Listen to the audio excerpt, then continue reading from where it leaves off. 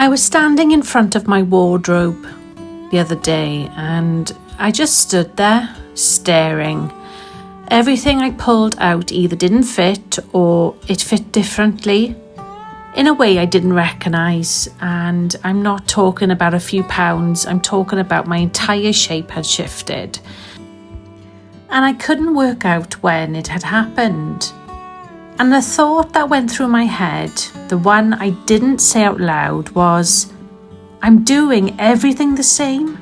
Why is my body not cooperating?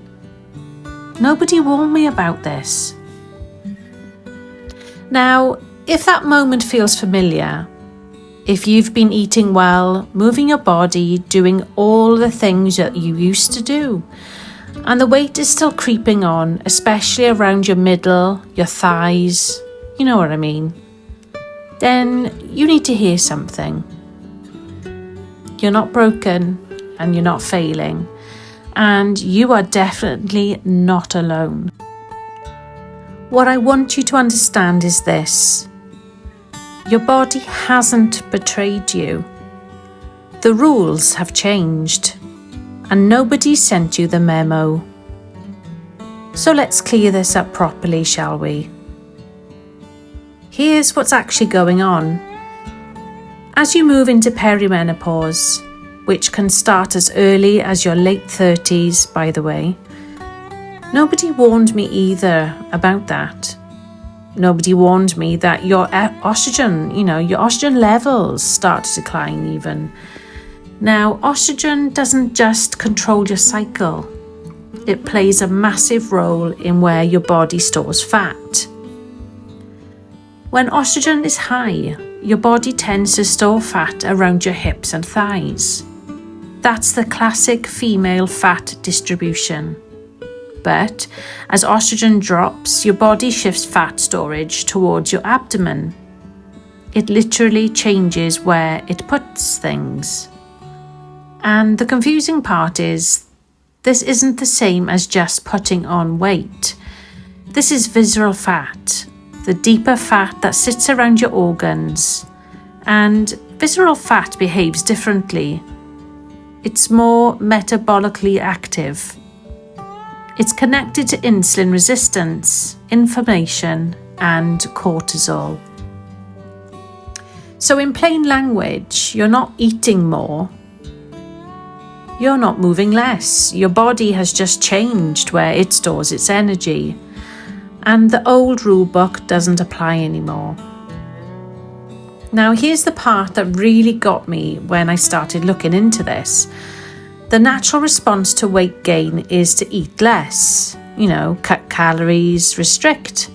And I know this because I've been there. You think, right, I'll just be more disciplined. But in perimenopause, that can actually backfire. When you restrict calories too much, your body perceives stress. It releases more cortisol, and cortisol tells your body to hold on to belly fat. Specifically, it's a survival mechanism. Your body thinks there's a famine, so it stores energy right where it's most accessible, the middle. So you end up in this loop. You restrict, cortisol goes up, belly fat stays, you feel like a failure. You restrict more. It's not willpower, it's biology. So no big deal then. So let's talk about what helps. And I want to be really honest. This isn't a do these 3 things and your belly disappears video. That's not what it's about. That's not how it works even. And I'm not going to pretend it is. But there are things that generally make a difference. First, protein. And I know everyone talks about protein, but in perimenopause, it generally matters more. We become less efficient at using protein as we age, and protein helps stabilize blood sugar and preserve muscle mass. Now, muscle is what keeps your metabolism running, so prioritizing your protein and, making sure you get as much protein in at every meal is really important. Second, stress management. And I know when someone says reduce your stress and you're juggling work, kids, aging parents and your own body falling apart, it's almost insulting, right? Because, it is specific, short daily practices that lower cortisol, even 5 minutes of proper breathing. Or even if you just go for a walk without your phone, or just listen to something maybe like a podcast or music. It's not woo-woo, it's just cortisol management. But of course, it's having the time to do all this, and I get it because, like I say, you're juggling so many different things right now, it's really difficult. But if you can try and find, a good 5-10 minutes to slot here or there, maybe in between, or even just getting up early even, before the kids get up for school in the morning. Can you set your alarm an extra 20 minutes beforehand just so you can have a little bit of me time?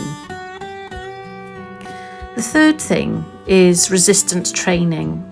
Now, I'm not talking about hours in the gym, not punishment, and, it's about being gentle. It's about increasing some resistance training and just being consistent. Gentle, resistant, and moving more. Because muscle is your metabolic currency in perimenopause. The more you persevere, the better your body handles blood sugar and fat storage. Now, what I also want to say is this, and it's the thing nobody really talks about. Weight gain in perimenopause isn't just about the number on the scale. It is about your identity.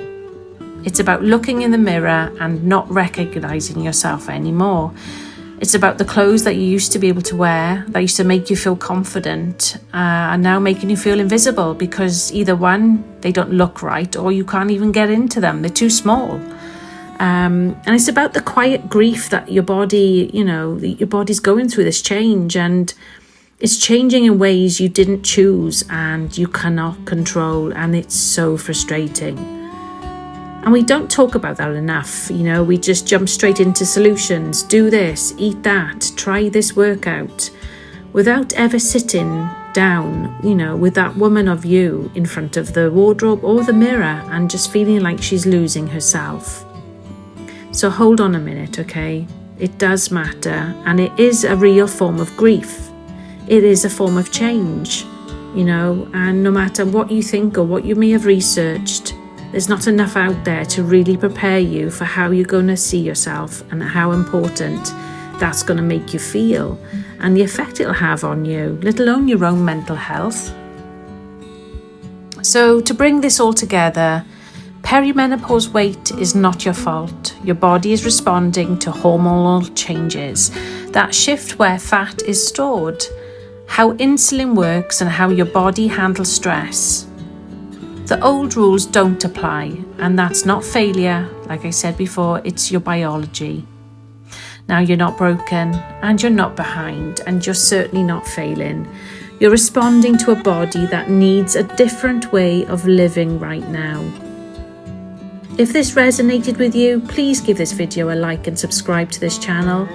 Share it with someone who needs to hear this, because the more we talk about it, the less women have to sit alone in front of their wardrobe thinking it's just them. And if you've experienced this, the sudden shift, the confusion, the frustration, drop a comment below. I read every single one, and honestly, knowing you're not the only person who's going through this is half the battle. Thank you all for watching and staying to the end of this video. I appreciate each and every one of you. Take care and stay blessed.